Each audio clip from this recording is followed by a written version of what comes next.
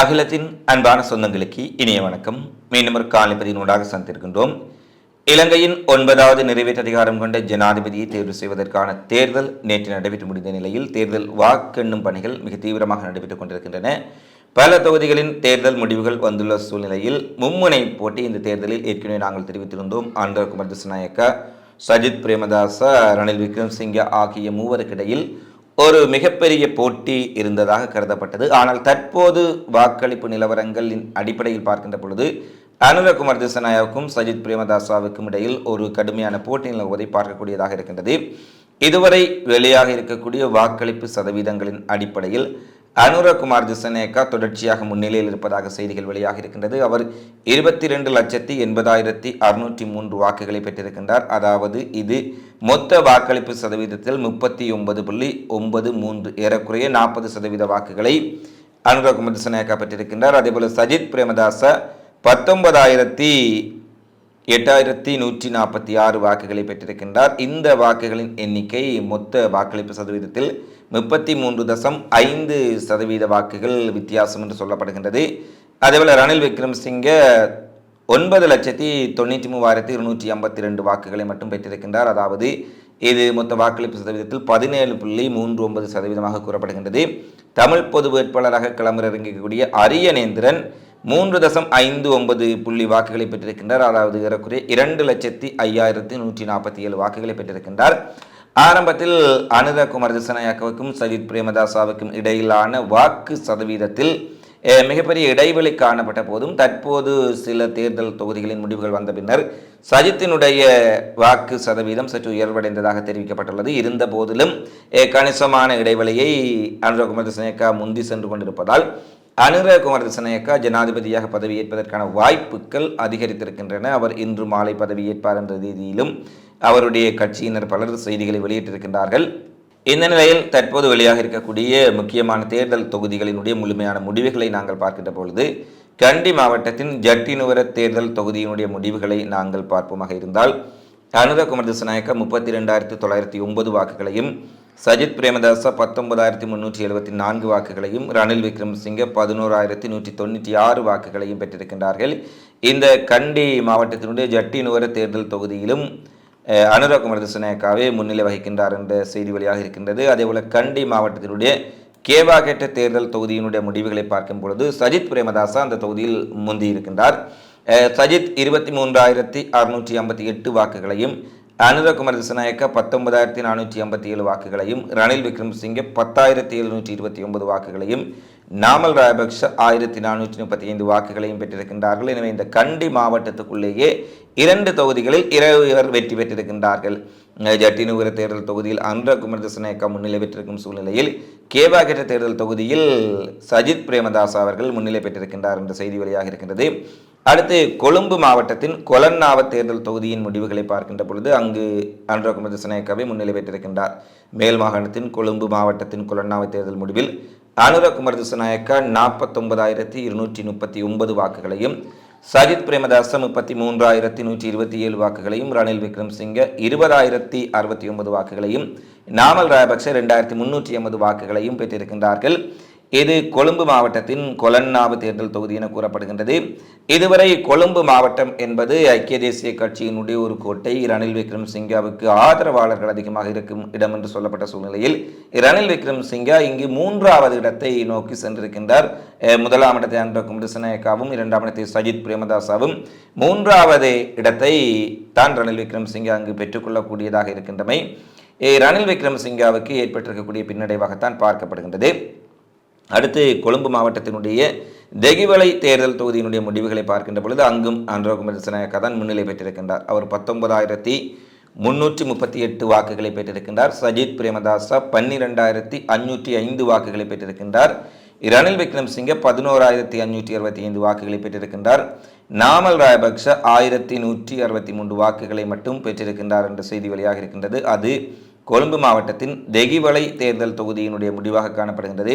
அடுத்து கொழும்பு மாவட்டத்தினுடைய ரத்மலானை தேர்தல் முடிவுகளை பார்க்கின்ற பொழுது அனுர குமார் திசாநாயக்கா 23,282 வாக்குகளையும், சஜித் பிரேமதாச 12,212 வாக்குகளையும், ரணில் விக்ரமசிங்கே 91 வாக்குகளையும், நாமல் ராஜபக்ஷ 1422 வாக்குகளையும் பெற்றிருப்பதான செய்திகள் அது கொழும்பு மாவட்டத்தினுடைய ரத்மலானை தேர்தல் முடிவுகளாக காணப்படுகின்றது. அதேபோல கொழும்பு மாவட்டத்தின் மேற்கு கொழும்பு தேர்தல் தொகுதியினுடைய முடிவுகளை பார்க்கின்ற பொழுது சஜித் பிரேமதாச அங்கு முன்னிலை பெற்றிருக்கின்றார். அவர் 9697 வாக்குகளையும், ரணில் விக்ரமசிங்க இரண்டாவது நிலையில் 8382 வாக்குகளையும், அனுரகுமார திசாநாயக்க 7778 வாக்குகளையும், நாமல் ராஜபக்ஷ 348 வாக்குகளையும் தான் அங்கு பெற்றிருக்கின்றார்கள் என்ற செய்தி வழியாக இருக்கின்றது. இந்த கொழும்பு மேற்கு கொழும்பு பகுதிகளில் சஜித் பிரேமதாசா முன்னிலை பெற்றிருக்கின்றார் என்ற செய்தி வழியாக இருக்கின்றது. அடுத்து திருகோணமலை மாவட்டத்தினுடைய மூதூர் தேர்தல் முடிவுகளை நாங்கள் பார்க்கின்ற பொழுது அங்கு சஜித் பிரேமதாசா மூதூர் பகுதியில் மிகப்பெரிய அளவிலான ஒரு வாக்கு வித்தியாசத்தில் முன்னிலை பெற்றிருக்கின்றார். இது மூதூர் பிரதேசம் அதிகமாக முஸ்லிம் மக்கள் வாழக்கூடிய அந்த பிரதேசத்திலே சஜித் பிரேமதாசா பெற்றுக்கொண்ட வாக்குகளின் எண்ணிக்கை கிழக்கு மாகாணத்தின் திருகோணமலை மாவட்டம் மூதூர் தேர்தல் தொகுதியில் 58,153 வாக்குகளை சஜித் பெற்றுக்கொள்ள அனுரகுமார திசாநாயக்க 8706 வாக்குகளை பெற்றிருக்கின்றார். அரியநேத்திரன் 4381 வாக்குகளை பெற்றிருக்கின்றார். ரணில் விக்ரமசிங்கே 12860 வாக்குகளை பெற்றிருக்கின்றார். நாமல் ராஜபக்ஷ 305 வாக்குகளை பெற்றிருக்கின்றார். எனவே திருகோணமலை மாவட்டத்தின் மூதூர் தேர்தல் தொகுதியில் 50,000 வாக்குகள் வித்தியாசத்தில் சஜித் பிரேமதாசா அங்கு முன்னிலை பெற்றிருப்பதான செய்தி வழியாக இருக்கின்றது. அடுத்து திருகோணமலை மாவட்டத்தின் ஏனைய தொகுதிகளின் முடிவுகளை நாங்கள் பார்ப்பதற்குள் கண்டி மாவட்டத்தின் உடுநுவர தேர்தல் முடிவுகளும் அங்கு வெளியாக இருக்கின்றன. அதிலும் சஜித் பிரேமதாசாவை ஆந்திரகுமார திசாநாயக்க முந்தி இருக்கின்றார். 33,232 வாக்குகளை அன்ரா பெற்றுக்கொள்ள சஜித் 23,326 வாக்குகளை பெற்றுக்கொண்டிருக்கின்றார். ரணில் விக்ரமசிங்கே இங்கே 10,383 வாக்குகளை பெற்றுக்கொண்டிருக்கின்றார் என்ற செய்தி வழியாக இருக்கின்றது. அதேபோல கண்டி மாவட்டத்தின் கெரிஸ் பத்துவ தேர்தல் முடிவுகளை பார்க்கின்ற பொழுது அனுரகுமார திசாநாயக்கா 59,456 வாக்குகளையும், சஜித் பிரேமதாசா 50,539 வாக்குகளையும், ரணில் விக்ரமசிங்கே 17,182 வாக்குகளையும் பெற்றிருப்பதான செய்தி வழியாக இருக்கிறது. கண்டி மலையக தேர்தல் தொகுதிகள் பலவற்றில் சஜித் பிரேமதாசாவும் அனுரகுமார திசாநாயக்காவும் மிக மிக அருகாமையில் இருக்கும் வாக்குகளை அவர்கள் பெற்றிருக்கின்றார்கள் என்ற செய்திகளைத்தான் நாங்கள் பார்க்கக்கூடியதாக இருக்கின்றது. அதேபோல கொழும்பு மாவட்டத்தின் வடக்கு கொழும்பு தேர்தல் முடிவுகளை பார்க்கின்ற பொழுது அங்கு சஜித் பிரேமதாசா முன்னிலை பெற்றிருக்கின்றார். அவர் 32,289 வாக்குகளை பெற்றிருக்கின்றார். அனுரகுமார திசாநாயக்க 17,978 வாக்குகளையும், ரணில் விக்ரமசிங்கே 15,692 வாக்குகளையும், நாமல் ராஜபக்ஷ 954 வாக்குகளையும் பெற்றிருக்கின்றார்கள் என்ற செய்தி வழியாக இருக்கின்றது. இது கொழும்பு மாவட்டத்தினுடைய நிலைமையாக இருக்கின்றது. அம்பாறை மாவட்டத்தில் இருக்கக்கூடிய முடிவுகளை நாங்கள் பார்க்கின்ற பொழுது அங்கு அனுரகுமார திசாநாயக்கா 60,292 வாக்குகளை பெற்று முன்னிலை பெற்றிருக்கின்றார். சஜித் பிரேமதாசா 53,410 வாக்குகளை பெற்றிருக்கின்றார். ரணில் விக்ரமசிங்கே 18,577 வாக்குகளை பெற்றிருக்கின்றார். நாமல் ராஜபக்ஷ 5,630 வாக்குகளை அம்பாறை மாவட்டத்தில் பெற்றிருக்கின்றார்கள் என்ற செய்தி வழியாக இருக்கின்றது. அம்பாறை மாவட்டத்திலும் சஜித் பிரேமதாசாவுக்கும் அனுரகுமார திசாநாயக்காவுக்கும் இடையிலான வாக்கு வித்தியாசங்கள் 5,000க்கு உட்பட்ட அளவில் தான் இருக்கின்றமையும் குறிப்பிடத்தக்க விடயமாக இருக்கின்றது. அடுத்து மட்டக்களப்பு மாவட்டத்தின் கல்குடா தேர்தல் தொகுதியை பார்ப்போமாக இருந்தால் சஜித் பிரேமதாசா அங்கு 45,325 வாக்குகளையும், அனுரகுமார திசாநாயக்கா 7,504 வாக்குகளையும், ரணில் விக்ரமசிங்கே 24,782 வாக்குகளையும், நாமல் ராஜபக்ஷ 165 வாக்குகளையும் பெற்றிருக்கின்றார்கள். கிழக்கு மாகாணத்தின் வாக்குகளை பார்க்கின்ற பொழுது பல தொகுதிகளில் சஜித் பிரேமதாசா அதிகளவான வாக்குகளை பெற்றுக்கொண்டுள்ளாரா என்று எண்ணும் அளவுக்கு அங்கு அவர்களுக்கு ஒரு ஆதரவலை இருப்பதையும் பார்க்கக்கூடியதாக இருக்கின்றது. இருந்த போதிலும் ஏனைய பல மாவட்டங்களில் வெளியான முடிவுகளில் அனுரகுமார திசாநாயக்கா தொடர்ச்சியாக முந்தி செல்லக்கூடிய நிலைமைகள் தான் காணப்படுகின்றன. அதேபோல ரத்தினபுரி மாவட்டத்தினுடைய பெல்மடுல தேர்தல் தொகுதியினுடைய வாக்குகளை பார்த்தால் சஜித் பிரேமதாசா 27,599 வாக்குகளை பெற்று முன்னிலை பெற்றிருக்கின்றார். அனுரகுமார திசாநாயக்கா 25,573 வாக்குகளை பெற்று இரண்டாம் இடத்துக்கு வந்திருக்கின்றார். ரணில் விக்ரமசிங்கே 16,826 வாக்குகளை பெற்றிருக்கின்றார். நாமல் ராஜபக்ஷ 1,766 வாக்குகளை இந்த ரத்தினபுரி தேர்தல் மாவட்டத்தில் பெற்றிருக்கின்றார் என்ற செய்தி வெளியாக இருக்கின்றது. அதேபோல யாழ்ப்பாண மாவட்டத்தில் பல இடங்களில் தமிழ் பொது வேட்பாளர் அரியநேத்திரன் அவர்கள் முன்னிலை பெற்றிருக்கக்கூடிய விடயங்களையும் பார்க்கக்கூடியதாக இருக்கின்றது. இம்முறை தமிழர் தரப்பில் ஒரு பொது வேட்பாளராக அரியநேத்திரன் நிறுத்தப்பட்டார்.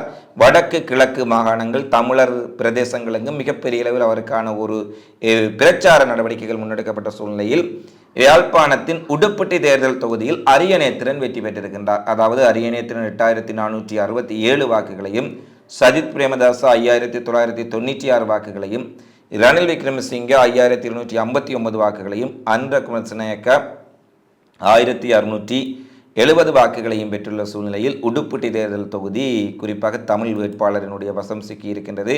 அதேபோல மானிப்பாய் தேர்தல் தொகுதியில் சஜித் பிரேமதாசா 11609 வாக்குகளையும், அரியநேத்திரன் 11587 வாக்குகளையும், ரணில் விக்ரமசிங்கே 8871 வாக்குகளையும், அனுர குமாரநாயக்க 2886 வாக்குகளையும் பெற்றிருக்கின்றார். இந்த யாழ்ப்பாணம் மானிப்பாய் தேர்தல் தொகுதியில் நாங்கள் பார்ப்போமாக இருந்தால் 100க்கு குறைவான வாக்குகளையே அரியநேத்திரனுக்கும் சஜித் பிரேமதாசாவுக்கும் இடையில் இருக்கக்கூடிய வித்தியாசமாக இருக்கின்றது. அதாவது மிக கிட்டிய வாக்கு வீதத்தை இரண்டு பேரும் பெற்றிருக்கின்றார்கள் என்ற செய்தி வெளியாக இருக்கின்றது. எனவே மானிப்பாய் தொகுதியிலும் தமிழ் வேட்பாளருக்கான ஆதரவு மிகப்பெரிய அளவில் இருக்கின்றதை அந்த விடயம் காட்டுகின்றது. அடுத்து யாழ்ப்பாணத்தினுடைய வட்டுக்கோட்டை தேர்தல் தொகுதியை எடுத்துக்கொண்டால் அங்கும் அரியநேத்திரன் முன்னிலை பெற்றிருக்கின்றார். 11170 வாக்குகளையும், சஜித் பிரேமதாச 8749 வாக்குகளையும், ரணில் விக்ரமசிங்கே 7367 வாக்குகளையும், அனுர குமாரநாயக்க 1887 வாக்குகளையும் யாழ்ப்பாணத்தினுடைய வட்டுக்கோட்டை தொகுதியில் பெற்றிருக்கின்றார் என்ற செய்தி வெளியாக இருக்கின்றது.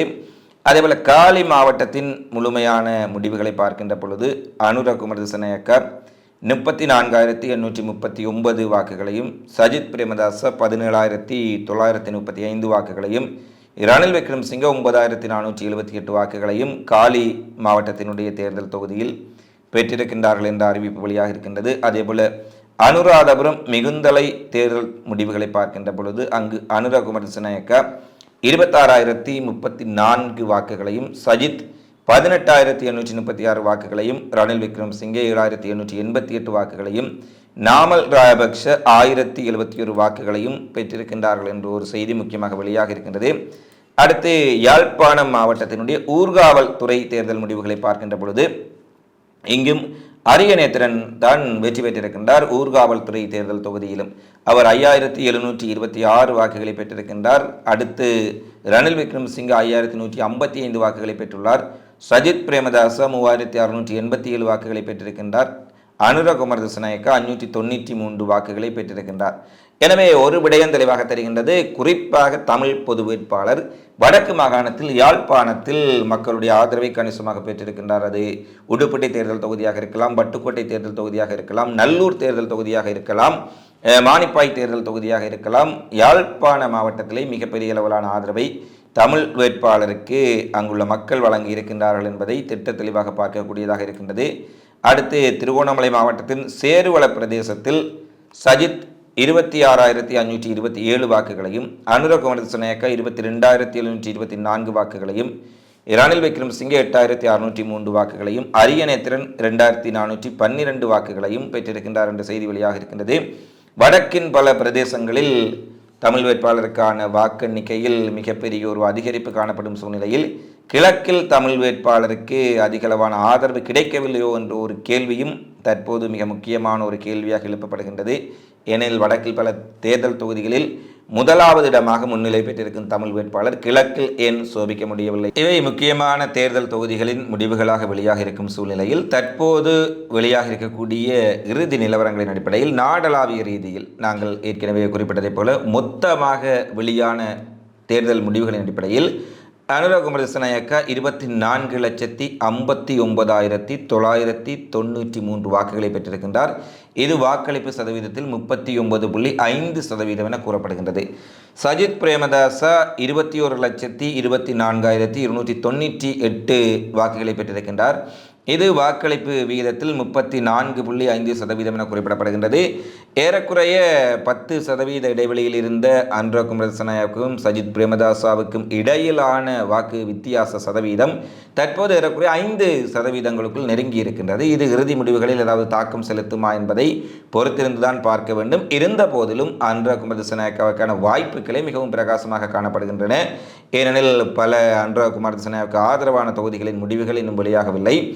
ஏற்கனவே வெளியான தொகுதிகளின் முடிவுகளின் அடிப்படையில் பல இடங்களில் இருந்து அனுர குமாரதிசநாயக்காவுக்கு ஆதரவான தொகுதி வாக்குகள் வரும்போது அந்த வித்தியாசம் அதிகரிக்கலாம் என அவருடைய ஆதரவாளர்களின் கருத்துக்கள் அவ்வாறு இருக்கின்றன. இந்த நிலையில் பொதுமக்கள் பாதுகாப்பு அமைச்சர் அறிவிப்பை விடுத்திருக்கின்றார்கள். இன்று நண்பகல் 12 மணி வரை நீட்டிக்கப்பட்டிருந்த ஊரடங்கு உத்தரவு அதற்கு மேல் நீடிக்கப்பட மாட்டாது என்ற ஒரு அறிவிப்பை வெளியிட்டிருக்கின்றார்கள். ஏனெனில் தேர்தல் கால வன்முறைகளை தடுப்பதற்காக இந்த ஊரடங்கு உத்தரவை தாங்கள் பிறப்பித்திருந்ததாகவும், ஆனால் இனி நண்பகல் 12 மணியின் பின்னர் இந்த ஊரடங்கு உத்தரவு, அதாவது சற்று நிமிடத்திற்கு முன்னர் 10 நிமிடங்களுக்கு முன்னதாக நீக்கப்பட்டுள்ளது. இனி அதை நீடிக்கப்பட மாட்டாது, மக்கள் சுதந்திரமாக சென்று வரலாம், தங்களுடைய காரியங்களை ஆற்ற முடியும் என்ற செய்தியை கூறியிருக்கின்றார்கள். அதேபோல் மிக முக்கியமான விடயமாக பார்க்கப்படுகின்றது, இந்த தேர்தல் முடிவுகள் எண்ண தொடங்கியவுடனேயே ஆரம்பத்திலிருந்தே தேசிய மக்கள் சக்தியினுடைய தலைவர் அனுர குமாரதிசநாயக்கா தான் முன்னிலை பெற்றிருக்கின்றார். அவர் ஜனாதிபதியாவதற்குரிய வாய்ப்புகள் தான் அதிகமாக காணப்படுகின்றன. இந்த நிலையில் பொதுஜன பெரமுனவின் ஜனாதிபதி வேட்பாளர் நாமல் ராஜபக்ஷவின் மனைவி லிமினி அதிகாலை நாட்டை விட்டு வெளியேறி இருக்கின்றார் என்ற செய்தி வெளியாக இருந்தது. லிமினி வினோஜா வீரசிங்க மற்றும் அவரது தகப்பனாரான சட்டத்தினை திலகஸ்ரீ வீரசிங்க ஆகியோர் ஊரடங்கு உத்தரவு நடைமுறையில் இருந்த நேரம் அதிகாலை 3:30 மணியளவில் எமிரேட்ஸ் விமானம் மூலம் துபாய்க்கு புறப்பட்டு சென்றார்கள் என கூறப்படுகின்றது. முன்னதாக நேற்று முன்தினம் நாமல் லிமினி தம்பதியின் 2 குழந்தைகள், லிமினியின் தாயார் மற்றும் பணிப்பெண் ஆகியோர் நாட்டை விட்டு வெளியேறியிருந்த சூழ்நிலையில் இவர்கள் தற்போது அவருடைய மனைவியும் வெளியேறியிருக்கின்றார். அவர் எப்போது வெளியேறப் போகின்றார் என்பதுதான் கேள்வியாக இருக்கின்றது. இதற்கிடையே முன்னாள் அமைச்சர் சுசந்த புஞ்சி நிலைமையின் நேற்றைய தினம் தனது குடும்பத்தினர் சகிதம் இந்தியாவின் சென்னை நோக்கி புறப்பட்டுள்ளார் என்ற செய்திகள் வெளியாக இருக்கின்றது. எனவே புதிய ஆட்சி மாற்றம் நடைபெறப் போவதற்குரிய அறிகுறிகள் வந்தவுடனே இவர்கள் அவசரமாக வெளிநாடுகளுக்கு தப்பிச் செல்வதுதான் மிகப்பெரிய ஒரு கேள்விகளை எழுப்புகின்றது. ஏனெனில் எந்த சிக்கலும் இல்லாதவர்கள் அவ்வளவு சீக்கிரமாக இரவோடிரவாக நாட்டில் ஊரடங்கு அமல்படுத்தப்பட்டிருக்கும் சூழ்நிலையில் நாட்டை விட்டு வெளியேற வேண்டிய தேவை என்ன என்பதை மக்கள் தான் புரிந்து கொள்ள வேண்டும்.